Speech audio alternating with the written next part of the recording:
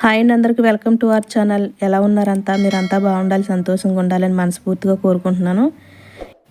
ఈరోజు వీడియో వచ్చేసి మనం అరబీలో కొన్ని పదాలు మాట్లాడటానికైనా వినటానికైనా కొంతవరకు చాలా కన్ఫ్యూజ్గా ఉంటాయి అన్నమాట. ఇంకా కొత్తగా నేర్చుకునే వాళ్ళకైతే ఇంకా అసలు చెప్పవసరం లేదు.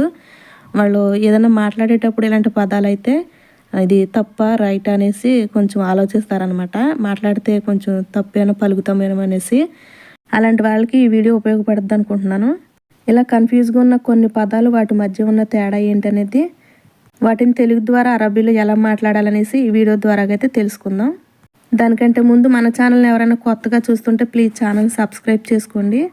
ఈ వీడియో మీకు ఉపయోగపడితే మాత్రం మర్చిపోకుండా లైక్ ఇవ్వండి వీడియోకి. అలాగే చాలామంది చూస్తున్నారు కానీ వీడియోకి లైక్ ఇవ్వట్లేదు. మీరు ఇచ్చే లైక్ అయితే నాకు చాలా ప్రోత్సాహంగా ఉంటుంది మంచి వీడియోలు చేయడానికి అనమాట. ఇంకా లేట్ చేయకుండా వీడియో అయితే స్టార్ట్ చేసేద్దాం. ఫస్ట్ వచ్చేసి ఎగ్, అలాగే హౌస్ అంటే మనం గుడ్డు, ఇల్లు అంటాం కదా. గుడ్డును వచ్చేసి బేద్ అంటారు, బేద్. ఇంటిని వచ్చేసి బేత్. గుడ్డుని బేద్ అంటారు, ఇంటిని అంటే ఇల్లు హౌస్ అంటాం కదా మనం, బేత్ అంటారు. చూడండి, రెండిటికి అసలు తేడా అనిపించట్లేదు అనమాట. పలికేటప్పుడు ఒకవేళ తొందరగా పలికినా కూడా ఒకే పదం వాడినట్టు ఉంటుంది, కానీ రెండింటి మధ్య తేడా చూడండి. గుడ్డుని బేద్ అంటారు, లేక బేద్, లేక బేద. బేద్, బేద్ లేక బేద గుడ్డుని. అలాగే ఇంటిని వచ్చేసి బేత్ లేదా మంజిల్ అని కూడా అంటారు ఇంటిని. ఎక్కువగా మనకి చూడండి పలికేటప్పుడు బేత్ అంటే ఇల్లు అని, బేద్ అని గుడ్డుని. ఇలాగ కొంచెం తేడా ఉంటుంది అనమాట. ఇలా కొన్ని పదాలు అయితే ఇప్పుడు పూర్తిగా తెలుసుకుందాం మనం. ఈ వీడియో కొంచెం మీకు లెంత్ అనిపించవచ్చు. నేను చాలా తొందరగా అంటే స్పీడ్గా చెప్పడానికి అయితే ట్రై చేస్తాను. లెంత్ అనుకోకుండా ఎక్కడ స్కిప్ చేయకోకుండా చూడండి. ఎక్కడైనా స్కిప్ చేసి చూసారంటే మీకు అర్థం కాకపోవచ్చు అనమాట. ఇది చాలా ముఖ్యంగా తెలుసుకోవాల్సినవి. ఎందుకంటే మనం ఎవరికైనా చెప్పాలన్నా అవి చెప్పేటప్పుడు మనం వినేటప్పుడు కూడా కొంత కన్ఫ్యూజ్గా ఉంటాయి అనమాట. ఎక్కడ స్కిప్ చేయకుండా వీడియో చూడండి. అలాగే నాకైతే చాలా టైం పట్టిందండి ఈ అక్షరాలు రాయడానికి కానీ, మీకు అర్థమయ్యేటట్టు చెప్పడానికి కానీ. మీరు అర్థం చేసుకుంటారు అనుకుంటున్నాను. అలాగే దూరం, దూరాన్ని బెయీద్, బెయీద్. ఫస్ట్ వచ్చేసి గుడ్డుని బేద్, ఇంటిని బేత్, అలాగే దూరాన్ని బెయీద్. చూడండి, మూడింటికి ఒకే విధంగా ఉంది పలకటానికి, కొంచెం వేరియేషన్ అనమాట. అలానే బాచర్, బచ్చర్, రెండింటికి చూడండి తేడా. బాచర్ అంటే రేపు, అంటే ఇంగ్లీష్లో టుమారో అంటాం కదా, అంటే రేపుని బాచర్ లేక బుక్రా అంటారు. అలాగే బచ్చర్ అంటే ఉదయాన్నే లేదా పొద్దున్నే లేదా పెందలకాడే. ఇలా మూడు విధాలుగా అంటాం కదా మనం. ఉదయాన్నే లేక పెందలకాడే, పొద్దున్నే ఇలాగ అంటాం కదా. ఎర్లీ మార్నింగ్ అని ఇంగ్లీష్లో అంటారు. బాచర్ అంటే రేపు, బచ్చర్ అంటే ఉదయాన్నే, పొద్దున్నే లేదంటే పెందలకాడ అని అర్థం వస్తుంది. అలాగే కుర్చీని ఇంగ్లీష్లో చైర్ అంటారు, మనం కుర్చీ అంటాం కదా తెలుగులో. కుర్చీని అరబీలో కిర్సీ లేక కుర్సీ, కిర్సీ లేక కుర్సీ ఇలా అంటారనమాట. దీన్ని దాచిపెట్టడం అనేదాన్ని కూడా కిషి అంటారు. కిషి అంటే దాచిపెట్టడం. కుర్చీని కిర్సీ, దాచిపెట్టడాన్ని కిషి. కిషి అంటే దాచిపెట్టడం. కుర్చీని కిర్సీ లేక కుర్సీ అంటారు. అలానే క్యాప్సికమ్, క్యాప్సికాన్ని ఫిల్ఫిల్ భారత్ అంటారు కదా. కూరగాయలు కూడా నేను ఒక వీడియో చేశాను, ఎవరైనా చూడకపోతే ఆ వీడియో చూడండి. కావాలంటే కింద లింక్ ఇస్తాను. క్యాప్సికాన్ని ఫిల్ఫిల్ భారత్, ఫిల్ఫిల్ భారత్ అంటే క్యాప్సికమ్. అలానే చలి, చలి అనేదాన్ని బెర్ద్, బెర్ద్ లేక భారత్, బెర్ద్ లేక భారత్.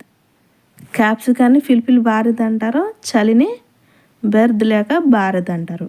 అలాగే మసాలాని, మసాలాని కూడా బహరత్, మసాలాని బహరత్ అంటారు. చూడండి, ఫిల్ఫిల్ భారత్, బెర్త్, భారత్, బహరత్.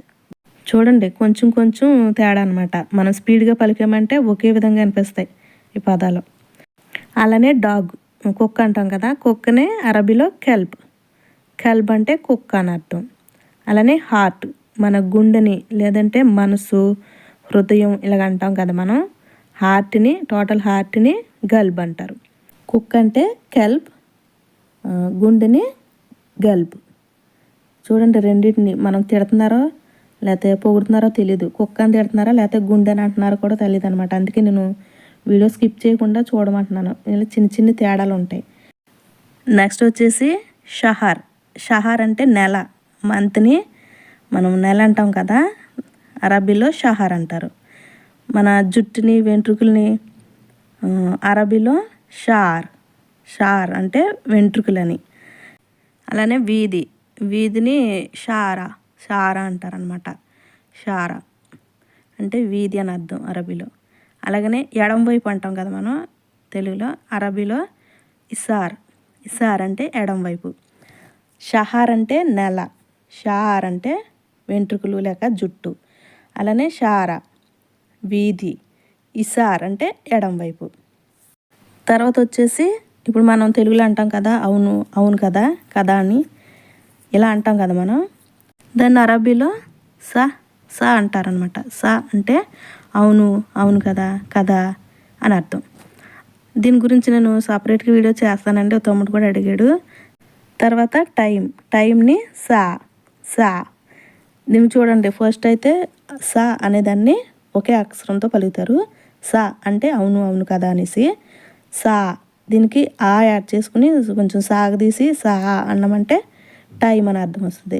ఇది రెండింటికి కొంచెం తేడా అనమాట. అలాగని మనం డేట్ అంటాం కదా, తారీఖు అనేసి. తెలుగులో తారీఖు, ఇంగ్లీష్లో డేట్ అంటాం కదా. తారీఖుని ఇలా తారీఖు అంటారు. పెద్ద డిఫరెంట్ ఏమి ఉండదు. తారీఖు ఇదే సేమ్ పదంతో మనం దారిని కానీ రోడ్డుని కానీ తరీఖ్ అంటారు. తారీఖునేమో తారీఖు అంటారు, దారిని కానీ రోడ్డుని కానీ తరీఖ్ అంటారు. తరీఖ్ కొంచెం డిఫరెంట్ అనమాట. అలానే జీతాన్ని అరబీలో మాస్ అంటారు. అలా పెసరపప్పుని జీతాన్ని మాస్, పెసరపప్పుని మాష్. సా అనే పదమే కొంచెం తేడా. మాస్ అంటే జీతం, మాష్ అంటే పెసరపప్పు. అలానే బ్లడ్ రక్తాన్ని దమ్, అరబీలో దమ్ అంటారు. అలానే దహం అంటే బంగారం. బ్లడ్ని దమ్ అంటారు, బంగారాన్ని దహం. తర్వాత వచ్చేసి మతార్. ఈ మూడు ఒకే విధంగా ఉన్నాయి కదా పలకడానికి. ముతార్ అంటే వర్షాన్ని ముతార్ అంటారు అరబీలో.